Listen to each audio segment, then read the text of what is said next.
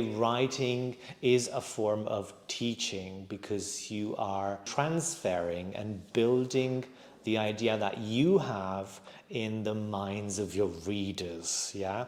And teaching is just like that, because when you teach, you're basically communicating an idea and you are trying to build that same idea into your students' minds, yes? And doing theatre has helped a lot because I sort of became more communicative and so speaking in front of the students. I've always, liked speaking to other people and explaining stuff to other people. But I think it comes from my sort of compulsive, obsessive behavior of trying to simplify things so that everyone can understand them, and condensing information and summarizing information, huge amounts of information, and giving it to my students. Yes, I think that's the thing that I like the most, yeah. Bruschetta Podcast. Bruschetta Podcast! E dai amici, si dice Bruschetta Podcast. Buongiorno, buon pomeriggio e buonasera ragazzuoli e ragazzuole, dipende da quando state guardando questa puntata. Come al solito ci ritroviamo in questo momento più introspettivo, più introduttivo, dove vi parlo dell'ospite, vi dico cosa andremo a fare nel corso della puntata e di cosa parleremo. Questa è una puntata speciale, non soltanto per lo spessore dell'ospite, ma anche perché è la prima volta al Bruschetta Podcast che tutta la puntata viene fatta interamente in inglese, dal minuto zero alla fine della puntata. Questo ce lo siamo potuti permettere perché l'ospite in questione è molto preparato sulla lingua inglese, non a caso è un prof universitario, insegna all'Università di Torino e insegna proprio inglese. Come mi ha detto lui, il suo ruolo è quello di language expert e adesso capirete il perché. Il suo nome è Rob MOSCALIUC e con lui parleremo della sua esperienza prima da studente e poi da insegnante. Qual è stato il motore, la forza motrice che lo ha spinto a diventare insegnante e a condividere la sua passione per l'inglese. E cercheremo di rispondere a delle domande cliché che vengono fatte da migliaia di studenti agli esperti di lingua inglese. Last but not least, vista l'esperienza e la passione di Rob per quanto riguarda le espressioni idiomatiche inglesi, che tra l'altro porta anche sui social, andremo a fare dei quiz dove lui ha selezionato 2 espressioni idiomatiche per voi. Vedremo se sapete cosa significano. That's all guys, and without further ado, buona visione. Ladies and gentlemen, Robert MOSCALIUC. Hello everyone, hi Sam, thank you so much for having me. I'm a big fan of your work and you're the best. Thank you very much, I'm a big fan of yours and that's why I have invited you to this podcast, and I'm glad you joined. You had to come all the way from Turin to actually be here. So it was a short train ride. Yeah, thank you for your time anyway. I don't take it for granted, Absolutely, don't worry. It's a pleasure to be here. Yeah. Voglio fare una piccola introduzione in italiano agli utenti, alla audience del Bruschetta Podcast, perché questa puntata sarà un pochino particolare, perché di solito noi cominciamo a parlare inglese e poi switchiamo all'italiano. Questa volta, viste le origini di Robert, che sa parlare italiano ma ci parlerà un pochino della sua storia, eccetera, faremo tutta l'intervista in inglese. Essendo entrambi istruiti nell'insegnamento e siamo stati anche noi studenti di lingua inglese, direi anche sfegatati studenti di lingua inglese, non ci dovrebbero essere problemi di sottotitolaggio e cercheremo di essere più chiari possibile in modo che possiate capire tutto quello che diciamo per tutta la durata dell'interview. Ok? Yeah, that might sound scary, but it's not. I'm sure it's not going to be scary. No, it's not going to be. We are going to be very clear and... Absolutely. Yeah. Absolutely. Okay, I would say let's get started. Right. Rob, you are a university professor in Turin, is that right? A language expert, I would say. Officially, I'm a language expert. Yeah. A language expert at the University of Turin. And you dedicated a substantial part of your life to the English language in general, since where you were a kid, basically. Yeah. Tell us about that. Okay, well, I actually studied multiple languages throughout my life. I studied Ukrainian, then I studied German, then I studied French, and then when I was 14, that's when I started studying English formally in school. But I had been a passive learner up until that point, yeah. because I don't know if people know, but in Romania we don't have dubbing on television, so we only have subtitles. Yeah, that's interesting. So I was used to listening to these people speaking in English and reading the translation at the same time, yeah, which was also challenging because we were kids and it was hard to read the lines. And so I had been a passive learner up until that point. And we only had one TV channel, so there was not much choice, you know. And so when I started studying English at school, in high school, it was in high school, it was sort of a confirmation of what I had already learned up until that point, yeah. And we started doing grammar, and that's when I sort of got an idea of how the English language works, yes. Whereas I had only a sort of knowledge of English by ear, the sound of English, right? So that was very helpful. And I remember that I was a big fan of Cartoon Network and all the cartoons. You know, my favorites were the Powerpuff Girls and Courage the Cowardly Dog and Ed, Ed and Eddie, and I used to watch those, but we couldn't watch those because we didn't have them on TV. So whenever I went to the city with my parents, one of my mother's cousins had cable TV, and consequently we could watch for a little while, you know, some cartoons on Cartoon Network. So that's where it all started, but I don't want to think.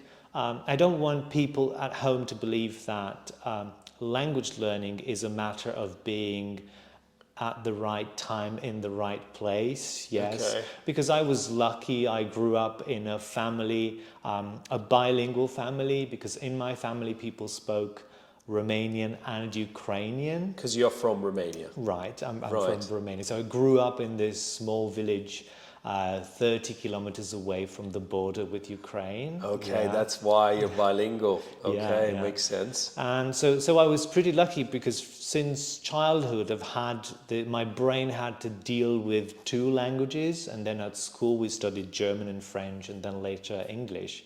So I don't want people to believe that it's a question of luck. I think it's just a question of instinct. Yeah, I don't know if people know of Steven Pinker, who is this neuro-linguist, a scientist who wrote this book, which is called The Language Instinct, in which he basically says that it's using and developing languages is part of our DNA. Yeah, so it's hardwired into our brains to be able to acquire languages and use different languages to communicate with other people. So just like our DNA is programmed to grow 5 fingers on one hand and 5 fingers on the other, so our brains are genetically programmed to acquire and to develop languages, yeah? Wow. So just like any other instinct, like paternal instinct, maternal instinct, it's there, right? And we just have to become aware of it. And unlock it. And cultivate it and use it to our own advantage, yeah? Of course. And then, you know, it was a long story because it's a long story because in high school I was, you know, chubby, and I was the kind of kid who likes to read, who likes books, and so I spent a lot of time on my own, alone, reading books, and so lots of people bullied me throughout high school. Yeah, so it was a very difficult time, and that's why whenever I watch American movies and they say, you gotta love high school, and I always think, no, I didn't like high school. And I love the way you can talk about it, laughing at it now. Yeah. But I imagine it wasn't going to be, it wasn't that easy back then. No, it was not. I remember I felt sick when I had to go to school because I thought of the people who were waiting for me there, and so to overcome this problem of shyness, of being shy and of speaking in front of other people, I joined the school's drama club, which was in English, and it was organized by my English teacher. And so we wrote our own plays, and we also performed the classics, you know, Hamlet, Macbeth. And I remember my favorite play was this adaptation that we did of a radio play in which I played the part of a lady whose husband pays someone to kill her, and she overhears the conversation on the telephone. But we also wanted to make it a comedy. Tragicomic, basically. Yeah, exactly. That's what it is. We wanted to make it a comedy, so I wore a wig, and that really helped, you know, because besides the stage fright that you experience when you speak in front of other people, yeah, I had to overcome that, but at the same time, you had to speak clearly and with a very good pronunciation so that even people in the back could hear what you were saying on stage, and that really helped with my pronunciation. And also learning text, learning the script by heart, yeah, because you went on stage and you had to perform, and learning the lines by heart, just sort of over the years I built this repository of expressions in English and phrases, and every time, you know, it's in the meantime it has become unconscious. I'm not aware of it, but I think that every time that I speak in English, I sort of you know, go and pick a phrase from there and pick a phrase from all those things that I did. So these things happen in writing a lot, you know. People really think about what they have to write, and they look for the right expression, the right word. Right. And so also what you bring on social media is the reflection of all these experiences, Right. I think, Right. because by having this repertoire of expressions and let's say cool vocabulary, posh vocabulary, or maybe we might say rare, yeah, as well. yeah. Low frequency words. Low frequency. Low frequency. I love that. So low frequency words, then you can teach all those facades, all those facets, all those nuances of the language that are hidden within the language itself. So that's amazing. Yeah, and I didn't think that I would become a university teacher back then. You know, I just thought I was going to become a teacher. That's what I had been dreaming of my whole life, my entire life, and then when after university, after my undergraduate studies, I moved to Italy, and I started working as a teaching assistant, and basically that's, you know, it led to this. Yeah, this is where we are at the moment. But what led you to transform this passion of English language, knowing more about the language, in improving your vocabulary in a very substantial way? How did it transform to the passion for teaching? Well, it's a combination of factors. Yeah, it's because I'm also a writer. Yeah, and in a way, writing is a form of teaching, because you are building an idea, you're transferring and building the idea that you have in the minds of your readers, yeah? And teaching is just like that. It's very similar to teaching, because when you teach, you're basically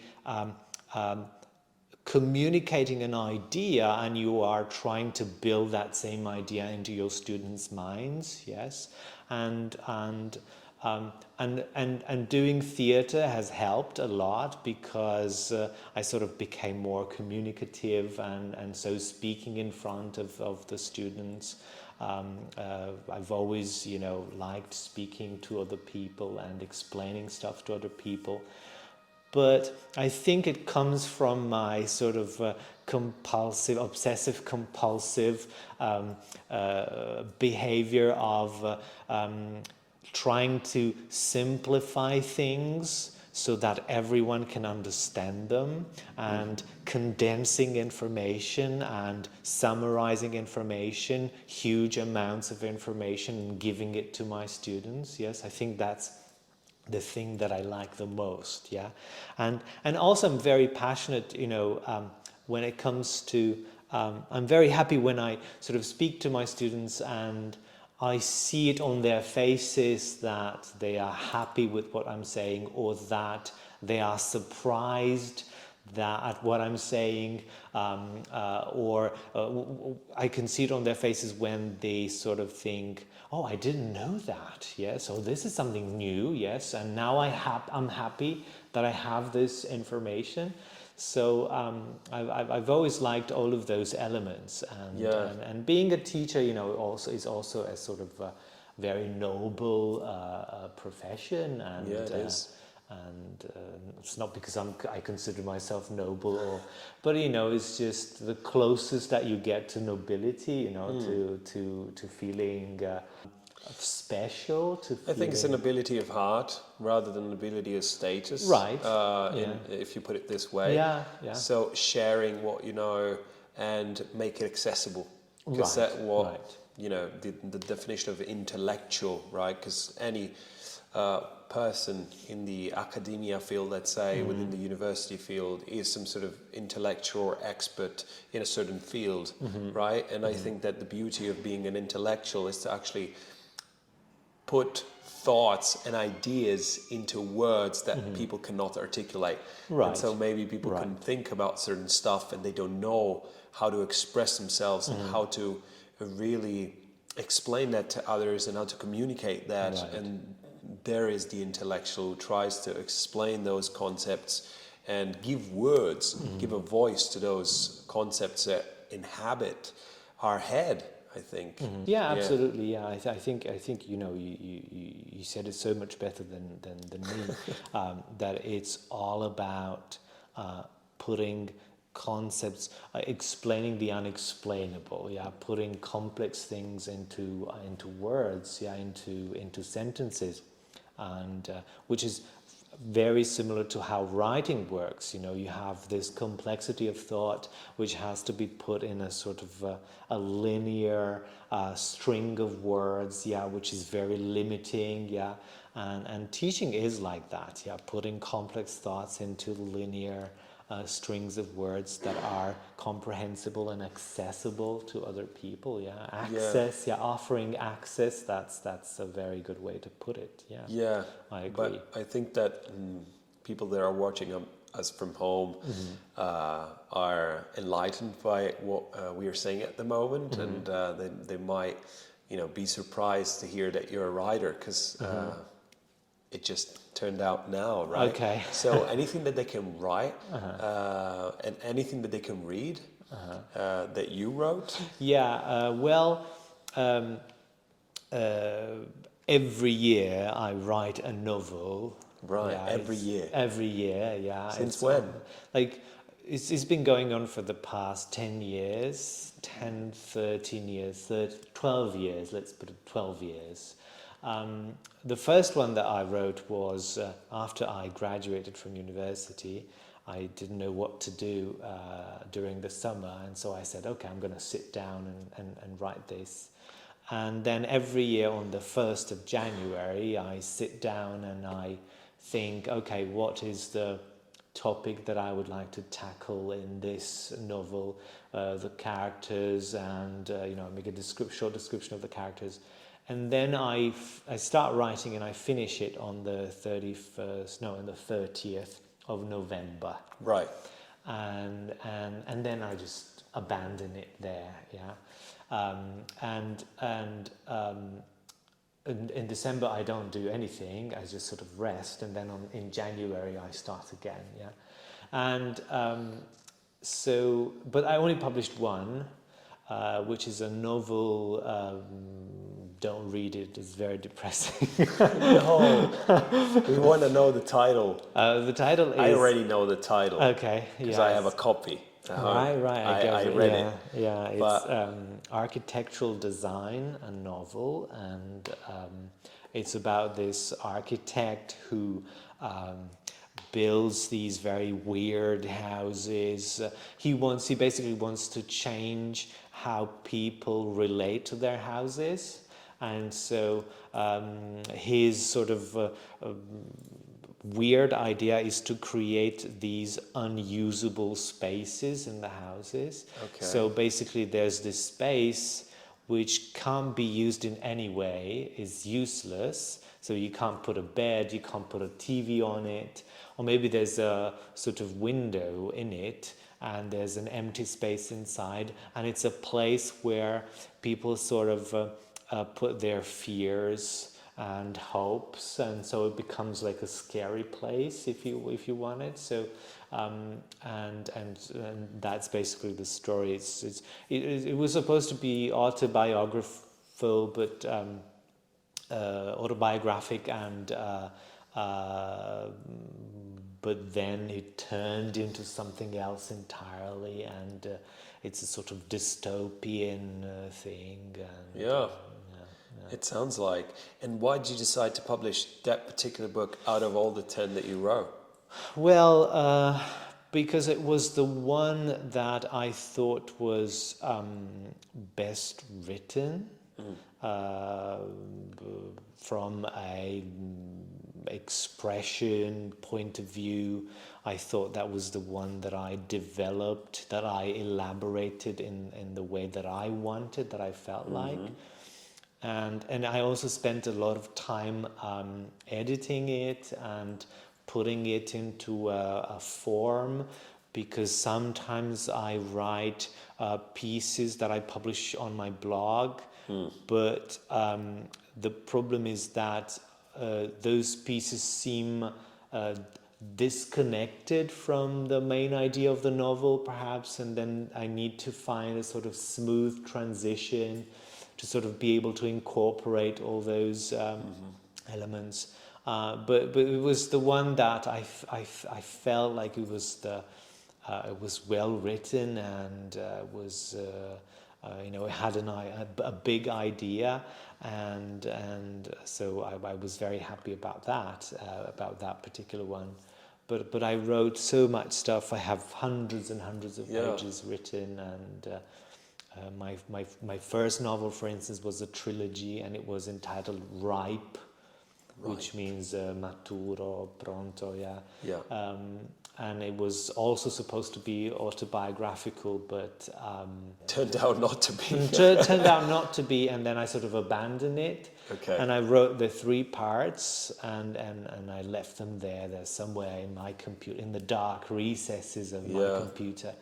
But then last year, somebody published a novel which is entitled Ripe. Oh, shame. And the first version of the novel, and I also did the cover, I put a pomegranate on the cover, okay. melograno on the cover. And the novel that came out last year has a pomegranate on the cover. Oh my God. But the problem is that I had published a version of my novel on my blog, so I have that. So, but everything is with the date and everything.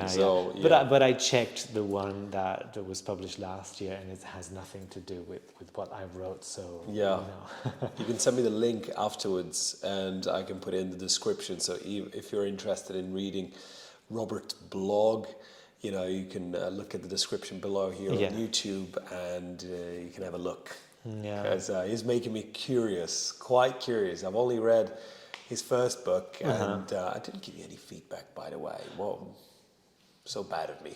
So bad of me. Well, we can talk about it later. Absolutely. But definitely it's something that you can do in the description. I'll send you the link, and you can take a look. It's I write about my life. I write about teaching, the latest article that I published was about teaching and what teaching represents. And so on. So yeah, it must be interesting. Yeah, By the sound of it, yeah, it is interesting. It's all a bit. It's all a bit depressing. Well, I mean, if that's your philosophy, Yeah.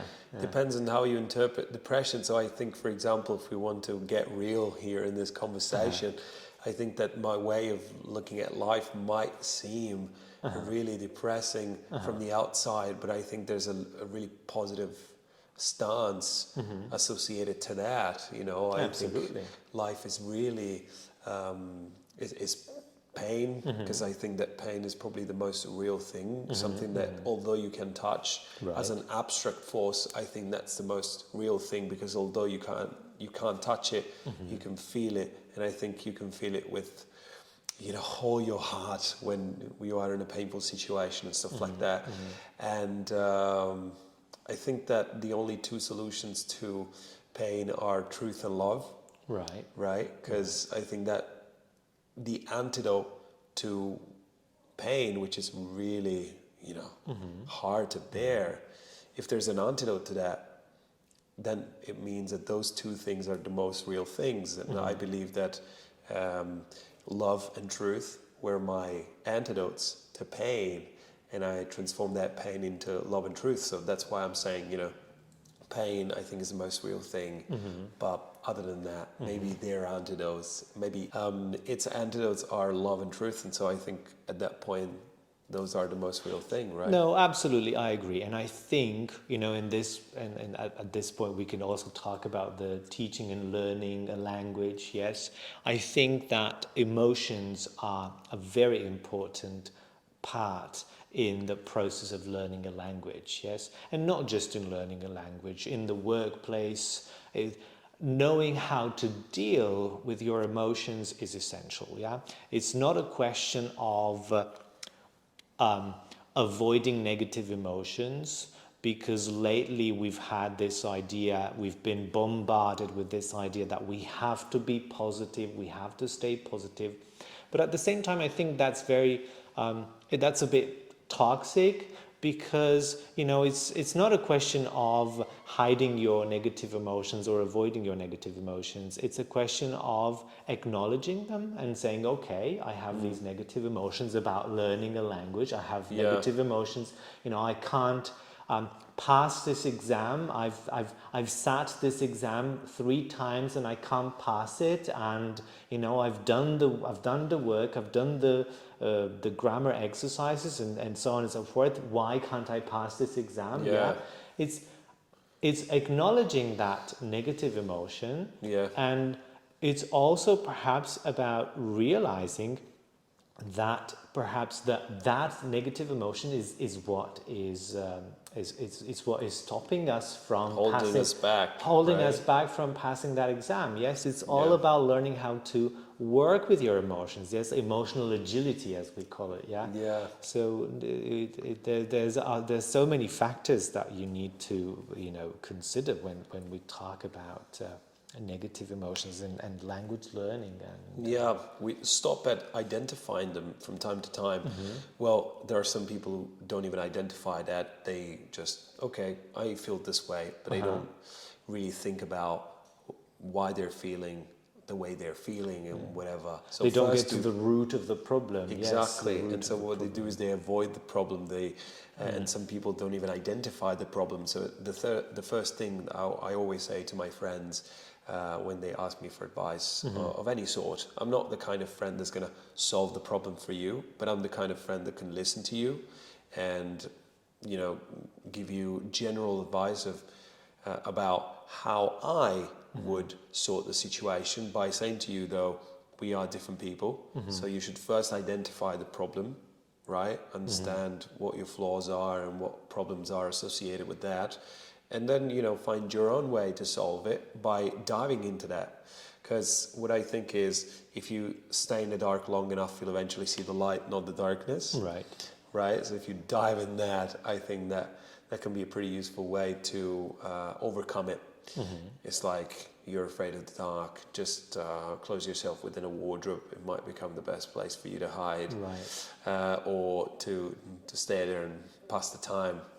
Who knows? But yeah, that's a really interesting thing, and also it's strongly associated with teaching, I would say, and with learning in general. Absolutely. Sometimes people are afraid not to meet the expectations, maybe from their parents or their own expectations that they have, or the goal that they kind of wanted to reach in the first place. Right.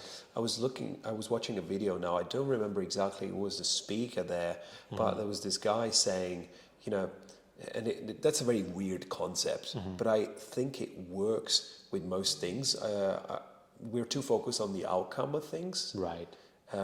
Every time we say, okay, set a goal, set something, set an outcome. We have to get there, and blah, blah, blah. I think that's really positive in a sense because, you have a goal in front of you and you have something to strive for. So I think that's pretty interesting. But at the same time, if you don't reach that goal, that can drag you down. Right. So I think one way to overcome this would be to give your best ever, right? All the time, you just give your best at whatever you do. You don't necessarily have to have an outcome, but if you give your best at whatever you do, then that will lead you somewhere. And I think that's when you're learning a language, I think, okay, give your best to learning that language. If you can do more, then do more. If you can't do any more, then okay, relax. Right. But be aware of your limits, be aware of your limitations. And sometimes one thing that I wanted to say to students that are watching, sometimes we think that our limitations are so close, but instead the limit is far away. Right. And we underestimate ourselves most of the time. We are humans and we are powerful creatures, I think, and our limitations are far away from us. They're not really close to us, and it's just a matter of understanding that, I think. And if all learners would think this way, that will build the confidence, as we were talking about, the confidence to learn the language effectively. Yeah, as a university teacher, because I work with adults, basically young adults, and I get that a lot. I have students who have panic attacks during the exam, and or who cry or have a nervous breakdown. And I think that's the problem with learning. I mean, one of the major difficulties of learning, having to deal with your emotions, because it's not easy to sit down for hours on end trying to understand something and trying to sort of remember it and learn it, and I think it's very important to, as you said, to realize that the limit is farther than we actually think, and that we actually and so it's dealing with the emotions when learning a language, I think is very important. Yeah, I do agree with that. Now that you were talking about students, we might discuss some of the common questions that are asked by students. There are a lot of students that ask this pretty general questions about learning a language, and in my opinion, these questions need to be dissected, and they need to be explained. And we need to really think about whether these are good questions or not. So maybe some students and some people will ask better question, and I'm not saying that in an arrogant way, but sometimes you really need to think about what questions you're asking, and if it's too general, that's probably not the right question. You need to be very specific about what you're asking. Exactly.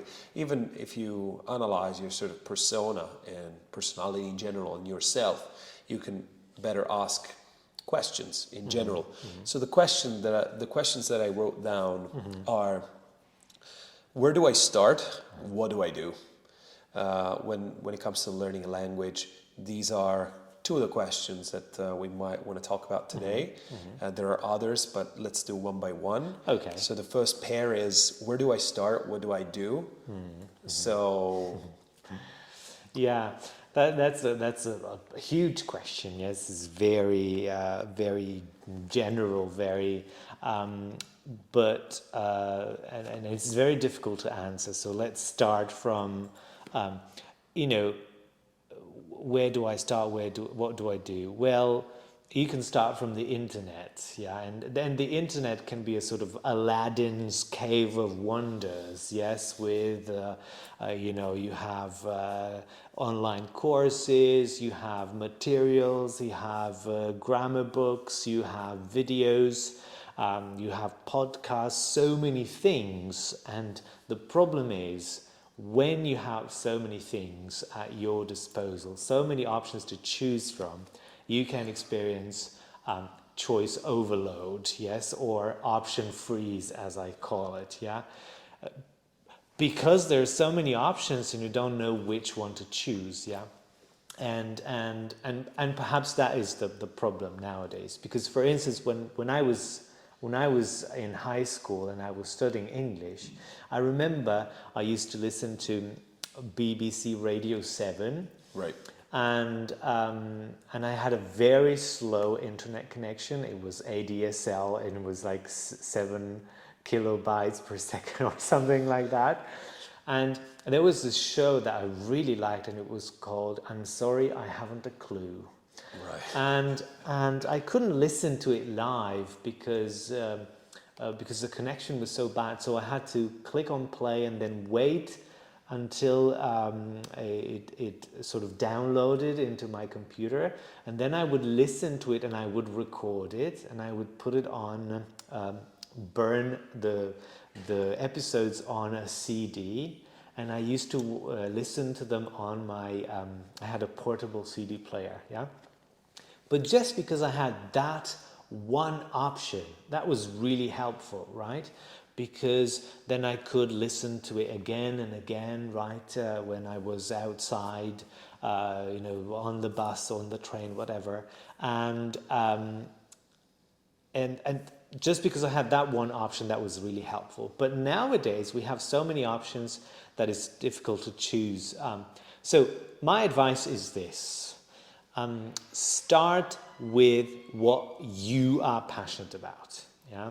If you like repairing bikes, then why not search for videos on YouTube in English about repairing bikes, yeah? If you are keen on, reading detective stories, why not search for podcasts that talk about, our detective stories, or if you're passionate about, psychology, there's this really nice podcast, which is one of my favorites, which is called Invisibilia, or there's another one which is called Hidden Brain, which talks about, or if you like, what's it called? The Twilight Saga, there's something about the Twilight Saga. If you like 50 Shades of Grey, then you're going to find something related to that, yeah? So don't think about the many options that you have. Start from what you like, yes? Right. And then look for the things that might help you develop that passion for what you like, and at the same time learn English, yeah? Yeah, exactly, because you're more inclined to do that if you like it. And so, of course, if you don't know where to start from what you do know. Yeah, and it doesn't feel like work. Yeah, it doesn't feel like work, because if it feels like work, it feels difficult, and there's a lot of negative emotion connected to that, linked to that, and so you think, okay, I need to sit down and do this, yeah.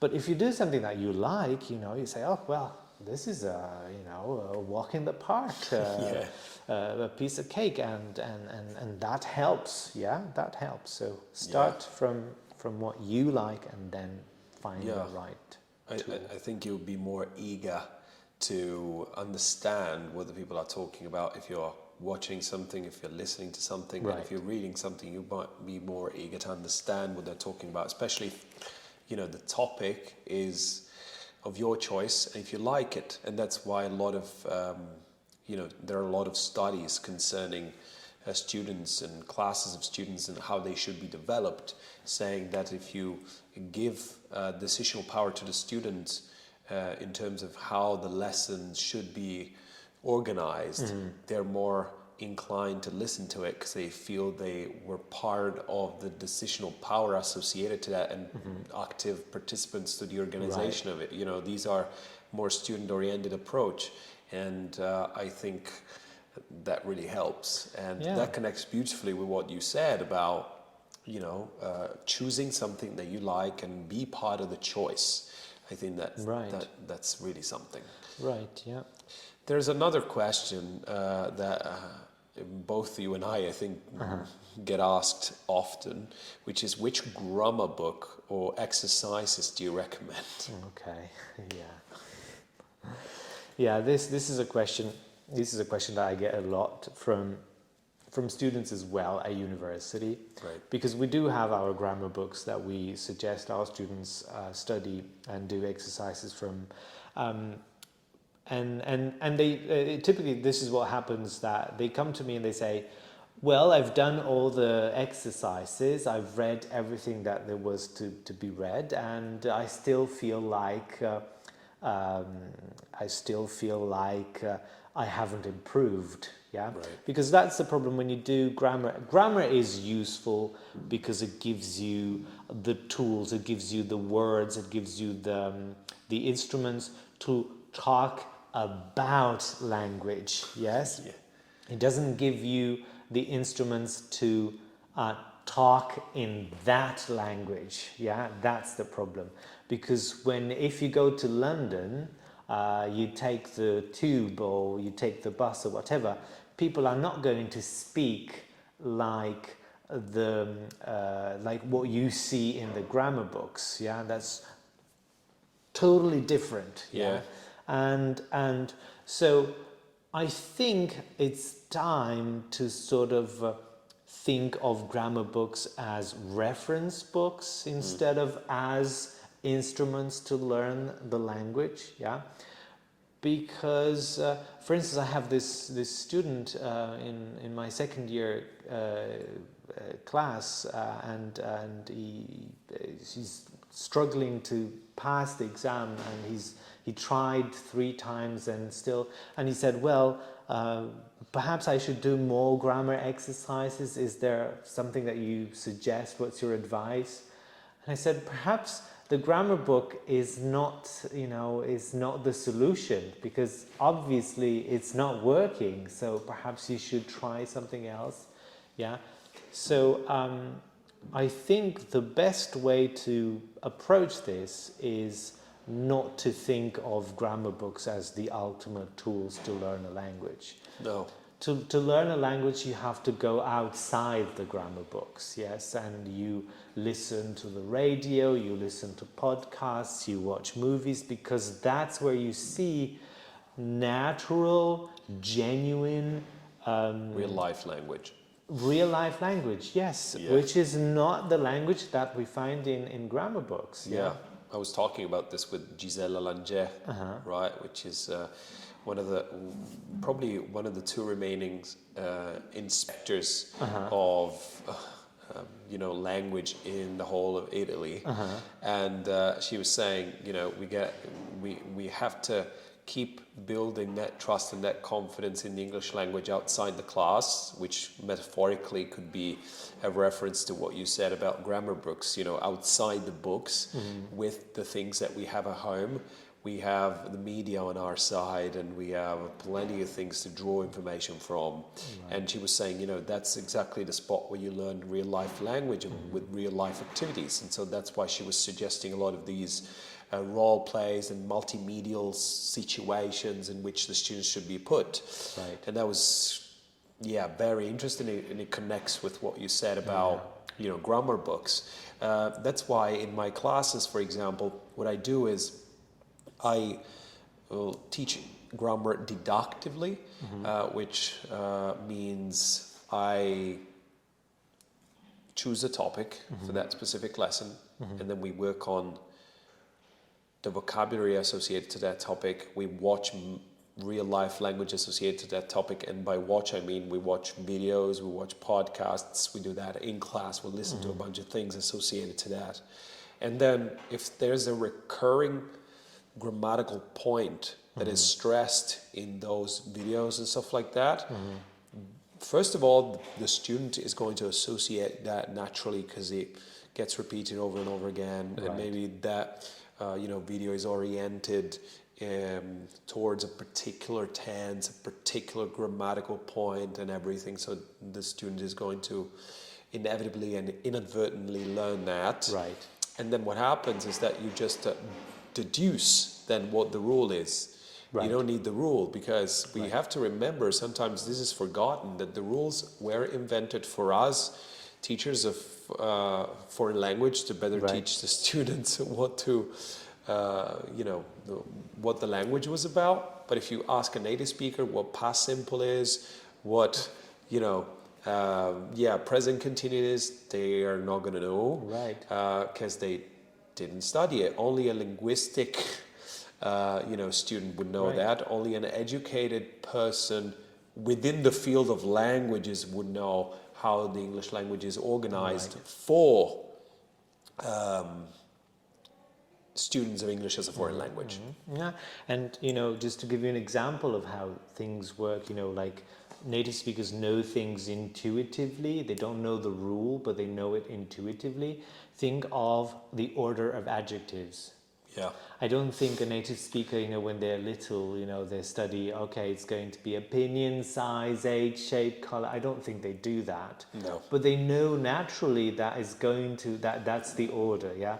Or for instance, I don't know, the difference between that and which. Yeah. They would not be able to explain it perhaps if they don't have any formal education into linguistics and how language works.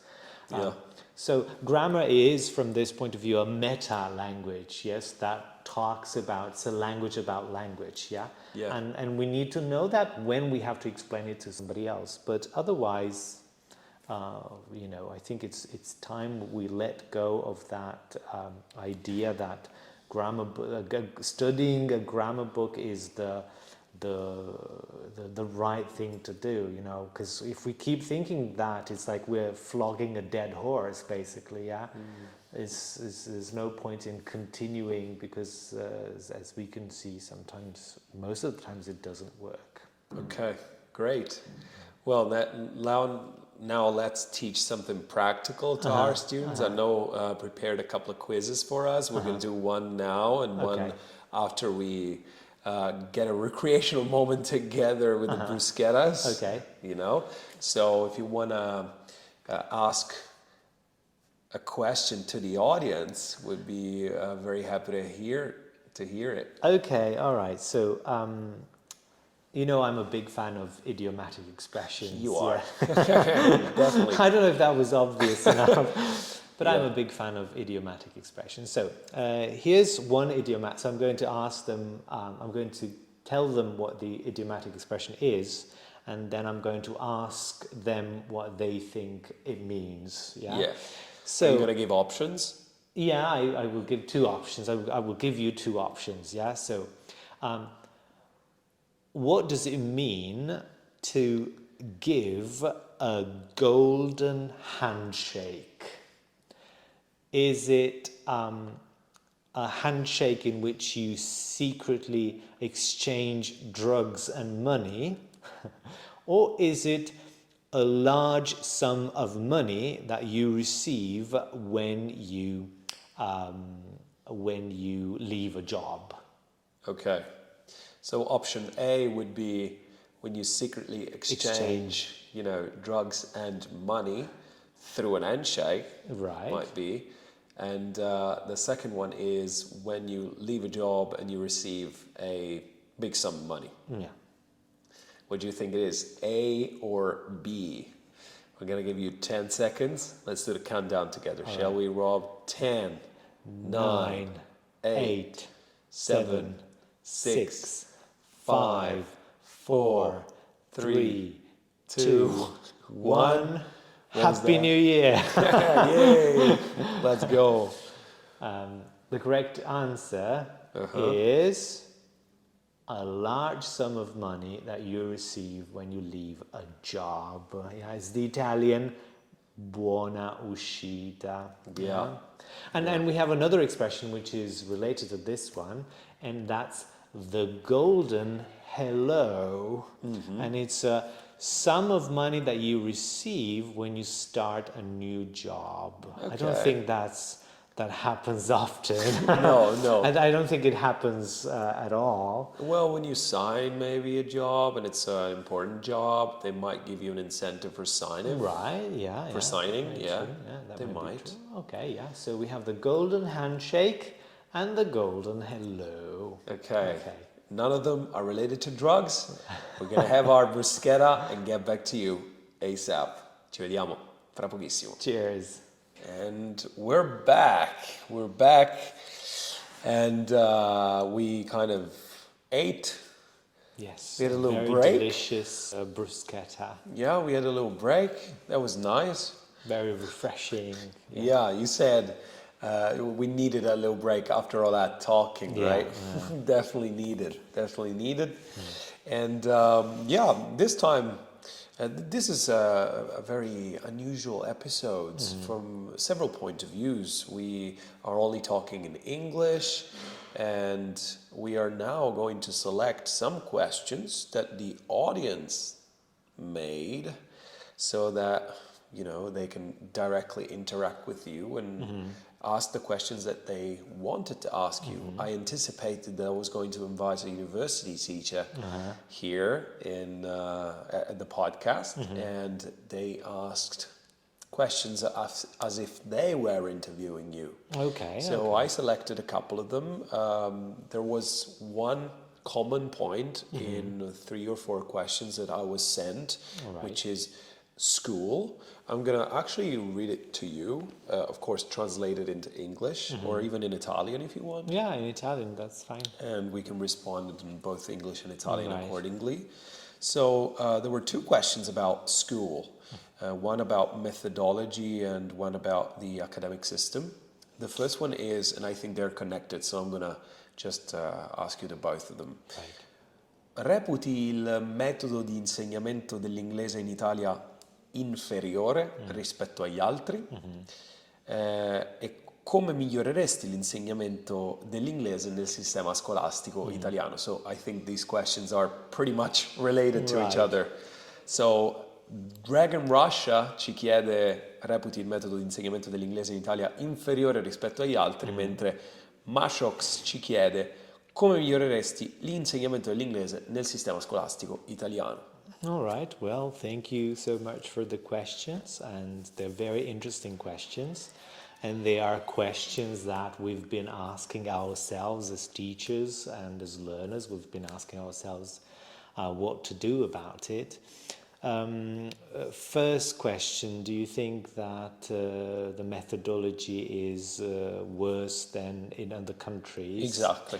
Well, surprise, surprise, the methodology is the same everywhere. That's the problem. Because teaching methodologies have stayed the same since the 1980s. The 1960s and the 1980s were the period in which there were a lot of people thinking about the methodology, and lots of them came up with different methodologies, right? We have the audiolingual, we have what's it called? Do we have to go back to the grammar translation? Grammar translation, yes. Okay. Translation method, yes. And there are also methodologies like desuggestopedia. Okay, yeah, I know this one. Yeah. Yeah, which is about deconstructing our preconceived beliefs about the study of languages, you know. Right. And then there are all these theories that have stayed the same, right? Yeah. And so the question is not methodology, because methodology is pretty much the same everywhere. So I think it's how we apply that methodology. Perhaps the problem is how we apply that methodology. Because everywhere in the world, teachers apply one or two or a hybrid form of these methodologies, and there's not much, creativity beyond that. Yes, so it's not a question if it's bad in Italy. It's bad everywhere. Yeah, it's the same everywhere, I would say. The only methodology that I think is the best, well, I wouldn't say the best, but better, is something that I discovered a while ago, and it's called critical pedagogy, which is about, doesn't necessarily focus on the study and learning of a language. It focuses on that as well, but it also focuses on acknowledging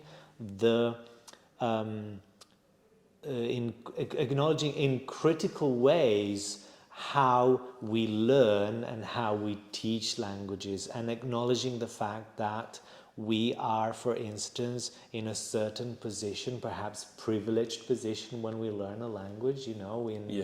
In Italy, we go to air-conditioned rooms in schools, and we have a whiteboard and we have computers, but people in another country don't have that. Yes, so it's about being critical and being aware of all the complexities and difficulties that are in the learning process, right? In the teaching and the learning process. So I wouldn't say that the in Italy it's bad. I think it's like that everywhere. Yeah, it's how it's applied. That's what you're saying. Yeah, it's how it's applied and how a teacher adhere to the rules and set by that particular methodology. But I would say that I never, when I go to class, when I teach, I never sort of think, okay, now I'm going to use the audiolingual, now I'm going to use, you never think about that. No. Yes. It's like grammar. It's a meta language about how to, right? It's how to explain what you do. Exactly. Yeah. But when I teach, I always check the atmosphere in the room, the vibes that I get from the students, yes, and I try to start from there. Okay. Yes, I try to give them a sort of smooth transition between the break and from an informal to a formal environment, right? So I try to sort of to give them the feeling that there is no contrast between what is happening outside the class and what is happening inside the class. Yeah, and I always try to choose texts which talk about things that they relate to, things that they've dealt with at a certain point in their lives. So I think that's how we can change things in Italy, by taking into consideration students' emotions and interests when we project class, when we set our aims and objectives and methodologies and so on. So I think which is really difficult if you think about it, because you have to sort of diversify the lessons according to the needs and the preferences of the students. Right. And when it comes to individual lessons, that's a piece of cake. Well, not really a piece of cake, because you need to be really understanding of the students' needs, and that's not something that everybody has. But at the same time, in a class, it's even more difficult, because you need to take into account the different needs of the students and the different preferences and the different personalities of the students as well. So that's what I think makes it really difficult when it comes to group classes, and especially at university. I imagine you have big classes, and so to make diversified and, if you want to put it this way, personalized classes it's a big of a deal. And so there it goes, the expertise, I would say, and goodness of the teacher. More than goodness, maybe la bravura. How do you say that in English? The competence, how competent the teacher is. The skillfulness, maybe. Skillfulness, yes. Yeah, the skillfulness of the teacher. The acumen. Oh my God, nice word. Yeah, when you have insight and that a teacher has with I know what you mean. yeah, Nice they word. have it in Italian as well. Yeah, acume, I think. You Yeah, have that yeah, in yeah, Italian exactly. as well, yeah. Exactly. Okay, nice. Thank you, Rob. And I'm going to ask you another question from the Yes. audience. That's also really, really interesting. That's actually the one that surprised me the most. I Okay. think it's really good. Ci puoi dire se e come sono cambiati gli studenti nel corso degli anni in merito a entusiasmo per la materia? That's a question asked by Miki Mini 74. Okay. Well, Miki Mini 74, thank you so much for the question. That's a very interesting question. And it's also a big question, yes. Yeah. I've been working at the university for the past 12 years, and I've seen all kinds of students from all walks of life, yes.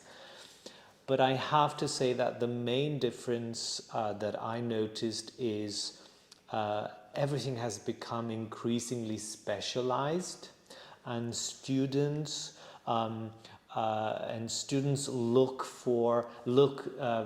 they search for these highly specialized things, like nowadays there are a lot of students who do corpus linguistics and digital humanities and so on and so forth. So I've also noticed that there are fewer students over the past 2 or 3 years, I think, because of the pandemic. We've had fewer students, but in terms of enthusiasm, I haven't seen any significant changes in terms of enthusiasm. I think perhaps they have become less enthusiastic about certain things, but not in a Considerable way. considerable way. Yeah, not in a considerable way. I wouldn't say that there have been big changes in the meantime. So yeah, fewer students, enthusiasm is pretty much the same. And Okay, then thank you very much. I think that the audience is going to be pretty enthusiastic as opposed to the students. I hope so. Yeah.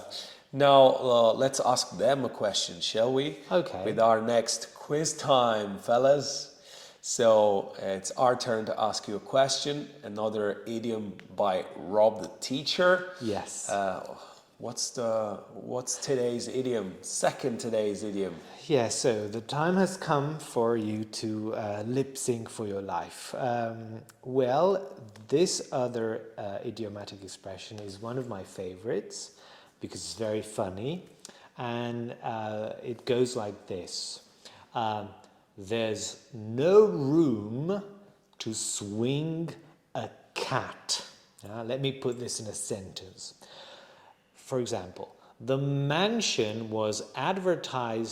house was advertised as a mansion, but there was no room to swing a cat.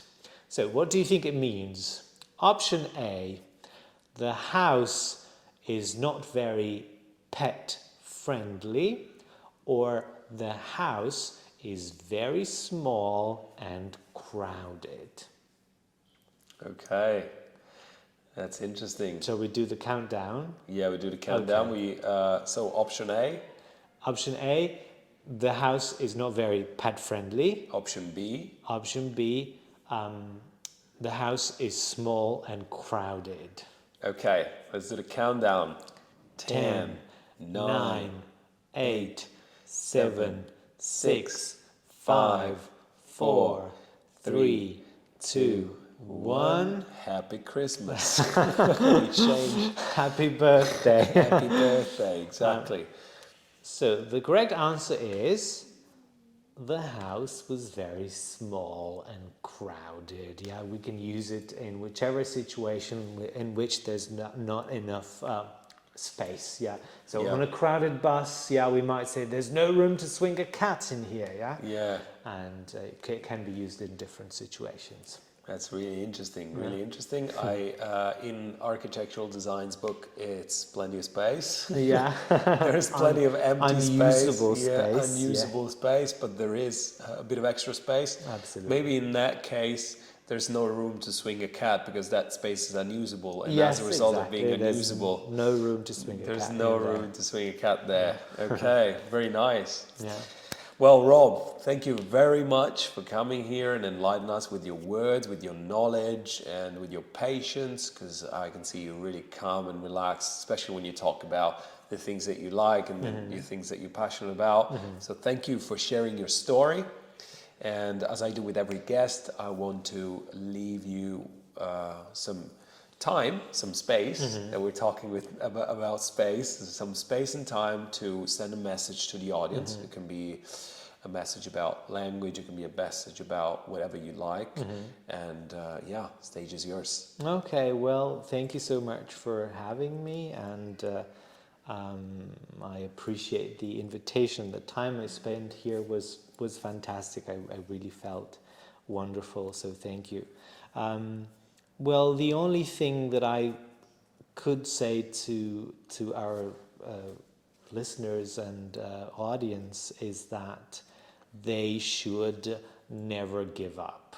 Yeah, it might sound, cheesy, but sometimes we hear this little voice in our heads which tells us that we're not good enough, that we're never going to be able to learn English, that we're never going to be able to do anything, that we're not going to achieve anything. And perhaps we see our friends and classmates who have passed the exam and, they're doing wonderful stuff.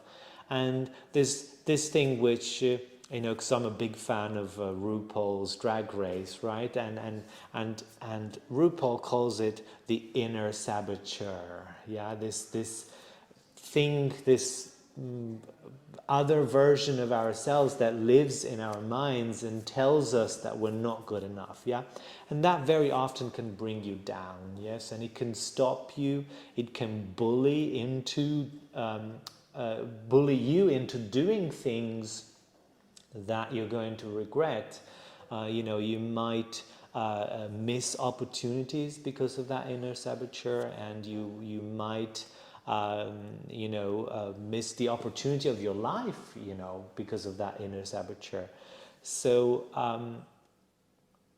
the best way to deal with this inner saboteur, I don't think he or she is going to go away. Yes, it's going to be there all the time. Yeah. But I think we need to learn how to live with that inner saboteur, and sometimes, well, not sometimes, all the time, avoid listening to it. Yes. Yeah. To just let it, and you can say, I ain't got time for your whatever, and I'm going to do my thing because this is what I like to do right now. This is what I want to do right now, and I'm not going to be bullied into doing something else. Yeah, and I think that's very important in language learning. Yeah, as it is important to every once in a while to stop and reflect on your achievements. Yeah, perhaps you have a diary where you write your thing, a journal where you write your things, and it's very nice when you get to a point and you look back on the things that you've achieved and you say, wow, look at all the way that I've come. Yes, I've got to this point. I'm here, and I've achieved so many things, and every once in a while it gives you a boost of confidence. Yeah, knowing that you have some sort of tangible proof that you've come a long way. Yeah, so don't listen to your inner saboteur, and every once in a while just stop and think about your achievements. That's important. Yeah, I couldn't have said it any other way. So thank you very much, Rob, and I'll see you very, very soon again. Thank you so much, and as I always do at the end of my classes, namaste, and see you next week. All right. Nice. Bruschetta Podcast, Robert MOSCALIUC.